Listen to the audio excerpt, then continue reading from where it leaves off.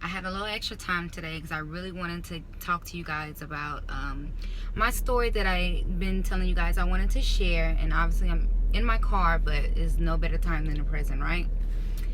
So, at first, I was very, very, very hesitant to share some very personal information with the world because honestly, I didn't know how people were going to receive the information. Not that it's anyone's business but my own, but I didn't want to be ridiculed, I guess, for it because I was already feeling so bad about it, that I was going through it, that I did not want anyone to know about it. Like, I just wanted to keep it a secret, and just like my close friends and family just knew basically. But this is, I have a couple of pictures for you guys. I don't know if you can see it. This is 2 embryos that I had transferred. I had to go through IVF in order to have my daughter. I was unable to have kids on my own due to some medical reasons. I don't know let me see, I'm trying to remember the word. I don't know the medical term for my condition, but it was basically my tubes were filled with fluid, so they were blocked. So I wasn't able to conceive on my own because me and my boyfriend had been trying and we were unsuccessful.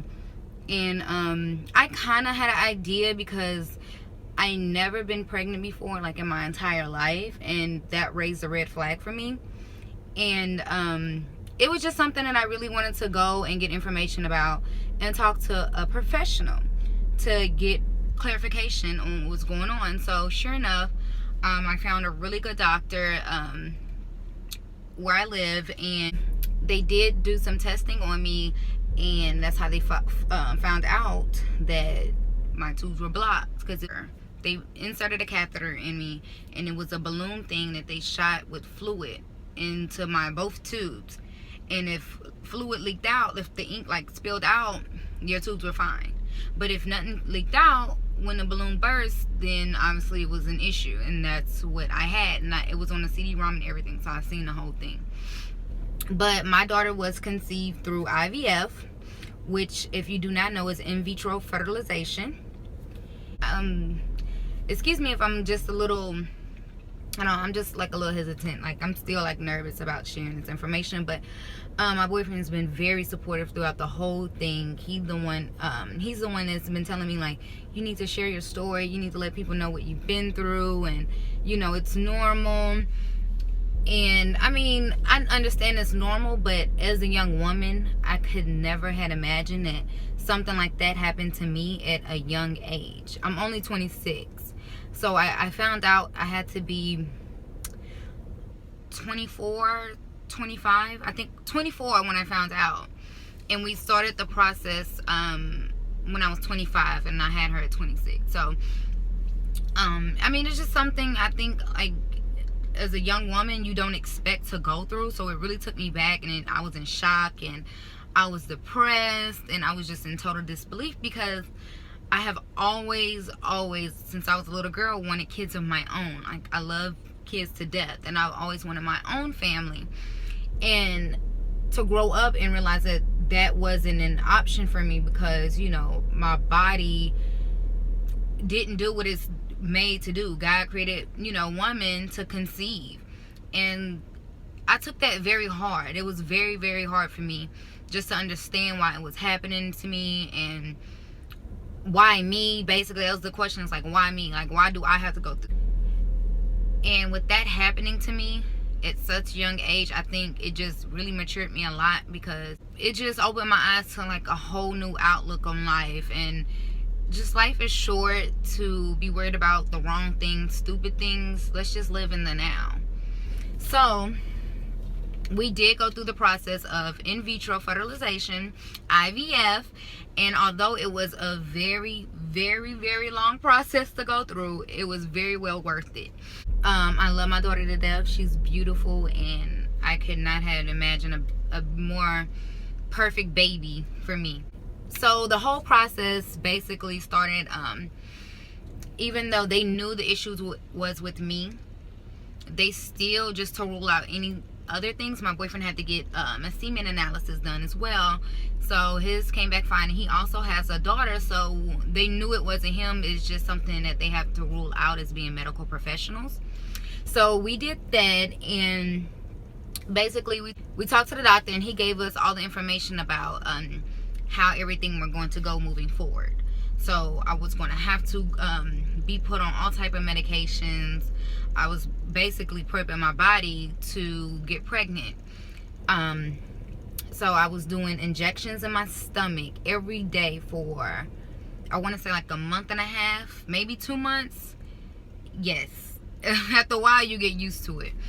But I did that, and it was like progesterone shots. It was all types of different hormones that the woman's body naturally produce when she's conceiving. So since I couldn't conceive, they had to trick my body into thinking it was, basically. But I was put on all type of medications, vitamins, like restrictions. I couldn't like eat and drink stuff. I couldn't take regular medication if I was sick. It was very hard, and I had to go to the doctor in office every single week to get blood drawn. And this is not just one vial of blood. This was probably, I want to say 20 to 25 every single week. So when I say like mentally it's draining, physically it's draining, financially it's draining, and spiritually it drained me also. But going to get blood taken, that much blood every single week, oh my goodness, like I was so exhausted. But I was just trying to stay positive. I was just trying to stay focused on the bigger picture, which was I wanted to get pregnant. But 2 years ago, when I found out I couldn't conceive, I had my tubes removed because the doctor told me it was a higher chances of me getting pregnant if I was to just remove my tubes. That way I wouldn't have an issue if I had like a tubal pregnancy, or if I got pregnant, the fluid that was built up inside of my fallopian tubes will leak out and kill the embryo. It was just a lot. So I had my tubes removed 2 years ago, and after that we had the injections, and following that procedure was when we had to do the egg retrieval. So the egg retrieval, I was under anesthesia.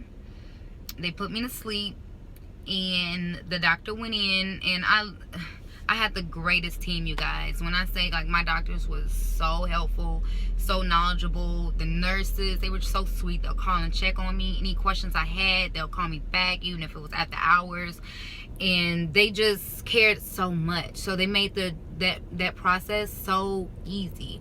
And that's another thing with going through IVF. It's so mentally and physically draining. You really need a good support system. But everybody who knew what I was going through supported me so much. My parents, my close friends, my boyfriend, everybody supported me and just cheered me on and was like, Kawhi, you can do this, you know, think of the bigger picture. So that really helped me a lot. And also, so back to the egg retrieval. I went in for surgery and had my egg retrieval, and they told me, you know, like the pros and cons of it. I had to sign waivers and all that. But with me being so young, I had a high chance of getting a lot of eggs, and that's what they want. They want you to have a lot of eggs, because once they retrieve them, naturally half of them die out. Half of them are probably not even good. So the more eggs they retrieve, the better. So after when I woke up from anesthesia and I had my egg retrieval done, the nurse immediately told me, she was like, Kawhi, you did so good. We're so proud of you. And the doctor got, I think it was 19 eggs. And I was like, 19? I said, oh my gosh, like that was amazing, because they wanted a high number, something in the double digits. So they got 19 eggs, and they told me, you know, go home, rest, put me on bed rest. And they told me they were going to call me, because they were going to freeze all my eggs and to let me know how many actually survive, because as I stated before, not all of them survive once they retrieve them. So out of 19 eggs, that's good. I was very happy and just blessed to have in the double digits at all. So I was very thankful for that outcome. And need I remind you, during this time when I'm going through IVF, I was a flight attendant. So I had to fly back and forth from work, because I was based out of Dallas. So whenever I was working, I had to be in Dallas on call, and I had to make my schedule work. It was already so chaotic to fly back to Houston to do my IVF. And because of my IVF, honestly, that was one of the reasons why I had to separate from my job, because it was so demanding. And not even that, once I found out I was pregnant, I didn't want to risk anything with my baby with flying, because it is a lot of risk for women who fly a lot during pregnancy, and not just normal like going to travel, but I was on a plane day in and day out. So that put me at higher risk, and I didn't want to risk anything after already going through all that. So I separated from my job because of that reason. So back to mentally draining. But so I think 2 days later they called me. The doctor's office finally called me, and they told me that, so out of my 19 eggs, I had 8 that survived, which was, that dropped drastically. And that's why they want you to have double digits in the beginning for the egg retrieval, because a lot of them will die out. So the more you have, the more you will have something to work with later on for when you do the transfer. So I had 8 eggs left, and now I was a little depressed about that, because I was like, oh my gosh, like 8, that's not a lot at all, and you know, something can still happen to these eggs. But my doctor reassured me that they were very healthy, very good, very active. But now they were in the process of combining my eggs with my boyfriend's sperm to make the embryos. And so luckily for me, I think I can't remember the number, but after my 3-week wait period, I went to the doctor to get blood drawn to see if I was pregnant. Now, they don't tell you that same day, but they do call you a couple of days later to tell you. And after I went to the doctor, I was waiting. I was like, oh my gosh, like, why haven't they called me? You know, I might not be pregnant, because they would have called me by now. So I was just freaking out. Like, basically, I was a hot mess. But sure enough, I was at the hair salon getting my hair done, and me and my friend were just waiting, and they called me, and she was like, Kawhi, like, I have great news. She's like, congratulations, you're pregnant. And I was like, oh my God. I was like, are you serious? And immediately I just started crying tears of joy, because I was just so excited, and that was just confirmation that whatever you want, like, if you pray for it and if you're just faithful, God will bring it to you. So I was just overwhelmed with joy. I was like, thank you. She was like, no, like, we didn't do anything. It was all you. And, you know, the doctor wanted to see you in a week for your first ultrasound. So I was very, very much excited. And immediately I hung up.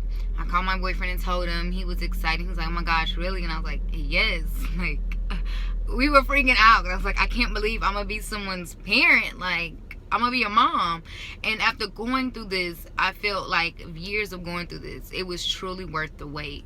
I was getting to experience something that I've always wanted, and my heart just longed for that little girl so bad. And God knew how much I needed her in my life, and he gave me exactly that. So I was just very blessed.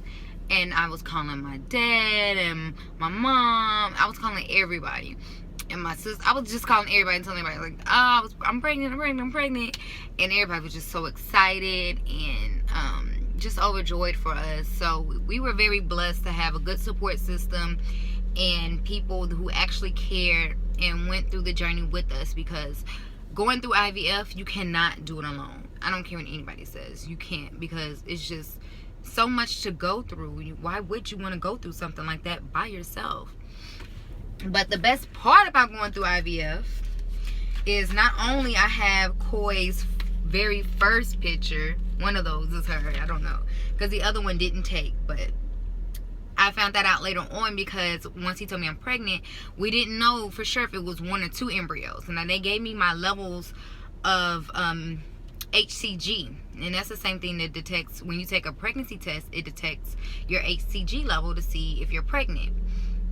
So they gave me my HCG level, and she was like, usually, you know, if it's twins, it's around this much, and if it's like a single embryo, it's around this much. Well, mine was high. My HCG level was high, so I immediately thought, like, man, I'm having twins. Like, oh my gosh, like, now I have to really mentally prepare myself for this journey again. But after I waited a week and I went to the doctor for my first ultrasound, they did confirm that it was only one embryo. And my heart did feel a little saddened for a moment, because it's like I knew I had two embryos transferred into me. So, you know, just sad thinking about losing the one that didn't make it. But I was just still so overjoyed and still felt so blessed to even have the one it did take, which was my little baby Koi. She's a little fighter. So the best part about going through IVF is all the ultrasound pictures you get, because I had to go to ultrasound every, let me see, because it's like a million of them, guys.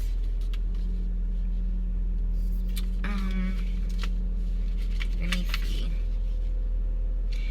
I believe like every 2 weeks I was going to the doctor for an ultrasound. Every 2 weeks or every week. So I'm trying to look at the dates, but I dropped the folder and they spilled out. Every week. So the best thing about going through IVF is all the ultrasounds you get. I was going back to my IVF doctor every week for my ultrasound. So I was really getting to see her develop like no other. I was just so excited. This was her very first ultrasound. Actually, this is when they did the transfer. They gave it to me to show me that was her implanting. Well, not implanting, but that's where they transferred the embryos. And they have a little arrow there to show me. So that was I went home with this. So that was my very first ultrasound of my 2 embryos I had transferred. And as I went to the doctor after I found out I was pregnant, a couple of weeks later, I had this ultrasound done, and it shows, you can see it, that's her right there. And they said that's the little baby, and it was like a little heart, like a tiny little baby heartbeat off to the side, but it's so little, it's like smaller than a grain of rice. It's like ridiculous. But I have ultrasounds for every week, because you go to your IVF doctor for up until you're 18 weeks. Yes, you go to your IVF doctor up until you're 18 weeks, and then you transfer to a OBGYN. So when I was trying to find an OBGYN after I reached my 18th week period with my IVF doctor, it was kind of hard, because a lot of doctors, well, the offices, they were like, you're 18 weeks pregnant and you're trying to get an OB, like, why don't you have one? Like, why did you wait so long? So I had to go through the process of telling everybody that I went through IVF, and, you know, I had to stay with my doctor up until I was 18 weeks. That's their procedures, and that's what they want you to follow, because they want to monitor you, because they're the ones who got you pregnant, and they want to make sure everything's okay with you and the baby and everything like that. So I was still going to the doctor every week and get my blood drawn and getting ultrasounds, the whole 9 yards.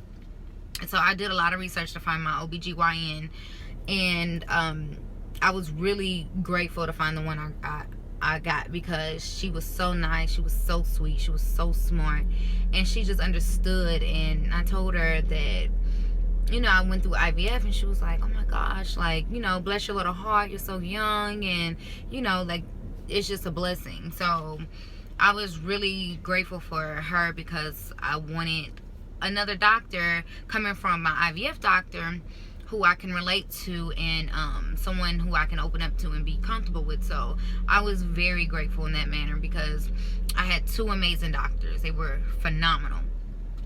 And so I really just wanted to come on here and share my story, to let everybody know what I've been through, because they always say, like, you can't judge anybody because you don't know their story. You don't know what that person has been through. And I have been through a hell of a lot to get to where I am at now.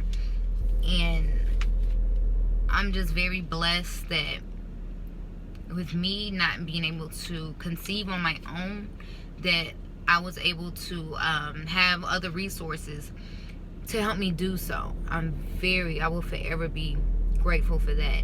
And hearing so many stories, because going through IVF, the first thing you do is go to YouTube and Google, and you just hear other family stories, and it just saddens me so much, because like, people want kids so bad, and not everybody, but people want kids so bad, and they're not able to have them naturally. And it's just heartbreaking for anyone to go through that. And I always, anybody always has my heart whenever I hear that they have to go through extra measures to conceive, because I personally been there, and I know what it's like, and it's hard. And you really have to really just be grounded and just stay hopeful, like walk in faith, and just really mentally center yourself and block out everything else. All the other static, just block it out, because going through IVF is about you and the baby that you're trying to create. So people who go through IUIs, IVF, like adoptions, anything, like, I support you and I'm proud of you. So I just wanted to share my story to let everybody know what I personally been through, to let them know, like, it's going to be okay. Like, stay motivated. Like, just find you a good support system. Find people who would cheer you up when you're feeling down, because you will have those days where you feel down. All those hormones that they shoot you up with, oh my God, you will be feeling a miserable mess. So just stay believing in yourself, and it will happen for you. It will. Going back to when I was giving myself injections in the stomach every day, once you find out you're pregnant, they give you some more medications that you have to inject into your buttocks on a daily basis for, I want to say 2 months, a month and a half, 2 months. You guys, now the stomach injections, I got used to. It wasn't hard. I was like, done. I can do that stuff by myself. I was a trooper when it came to that. Booty injections, no, because you can't hit yourself in the same spot, because it would be knotted and sore, and sometimes it would bleed if you hit the wrong spot. It was horrible. So I had to get my boyfriend to help me with that. So every day around the same time, I had to give myself the injections in my behind, on my backside. It's not literally like on my booty cheek, but the upper back part, but the part is like your back and your butt. Anyway, so he had to help me, and we had to like alternate sides, because the doctor said, like, have him massage it so it won't tense up so bad and be sore. And it was sore. Like, every day you would switch off, like, from the left to the right to the left. And even with that, like, it was supposed to make it like less painful, but it was still sore, because you're giving yourself injections kind of around the same area every single day. So that was something else that was like, oh my gosh, like, when is this going to be over? And sometimes, like, if I hit myself in the wrong spot and it'll bleed, like, I have to start all over. And I would just like throw the syringe on the counter, and I'll just start crying, because I was just like, oh my God, like, this is too much. Like, I can't do this. It was a lot. It was a lot. I cannot lie. It is a lot. But like I said, I'm thankful for everything I went through. I'm blessed for everything I went through. And I have so much gratitude, because I have a beautiful little girl. And my pregnancy was awesome. I mean, it wasn't, going through IVF, the outcome of having a baby is not that bad. But it is a lot to go through for anyone at any age that you're at. You can be in your 20s, or you can be in like your 40s or 50s. It's still the same. It's exhausting mentally, physically, emotionally, and spiritually, and financially. So I just wanted to share my story with you guys. And as I stated before, I had 8 embryos. I had a total of 19 eggs, and 8 turned into embryos. I transferred 2. So out of my 1 that I have, Koi, I have 6 more embryos in the freezer. So I have 6 more kids in the freezer from whenever I want to use them. But I think I'm just going to have 1 more, and that will probably be it. Yeah, because, I mean, I'm fine with 2 kids. I'm really fine with one, the one I have, but you never know. So I'm gonna keep mine in the freezer for a little while longer, just in case I, have that little urge again to be a mommy, which I probably will. But I'm definitely only doing one more if I do. One more kid. I don't know yet how many I would transfer. Me and my boyfriend talked about it, and I'm like, well, we know we only want one more kid, but what happens if we transfer two and we get two? It's like, oh my gosh. I don't know. We'll cross that bridge when we get to it, but right now we have 6 beautiful little embryos in the freezer. And I mean, that's really it.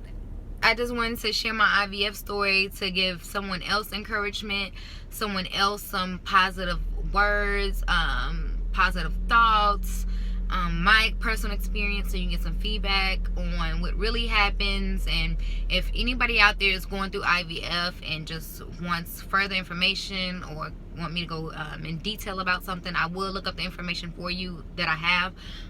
Like I said, I don't have all of my paperwork with me right now, just all of my ultrasounds, but I will.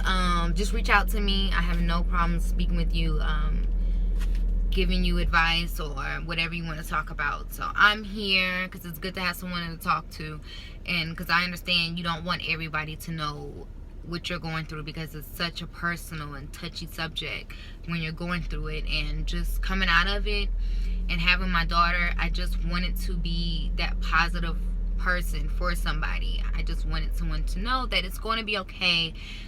It is a hard journey, and even if you don't have a successful IVF the first time around, and you have like second and third and fourth, it's hard work, but anything worth having is worth fighting for. So if you really want that little blessing, keep working, keep fighting, keep praying, and just keep trusting your doctors. They know what they're doing. They're very, very, very knowledgeable, and it will happen. It will. And I just wanted to just share my story with you guys to let you know. I can't believe I just got all that off my chest, because this was like a year and a half ago. Well, a year ago. Yeah. But this was like a year ago, so. But I just felt like I really needed to talk about it and put it out there. Just to help somebody out, because I was watching a ton of YouTube videos for people going through IVF when I was going through it, and it really helped me keep me calm and keep me sane and just hopeful about what to expect, because going into things not knowing what to expect can scare you. So I just wanted to share that with you guys. Thank you so much for listening to my story. Thank you so much to all my friends and family who have been there for me and who have helped me go through this and seen the beautiful outcome that I have. Just thank you, thank you, thank you. And if I can do it, you can do it too. Thank you so much for watching, you guys. Have a great day.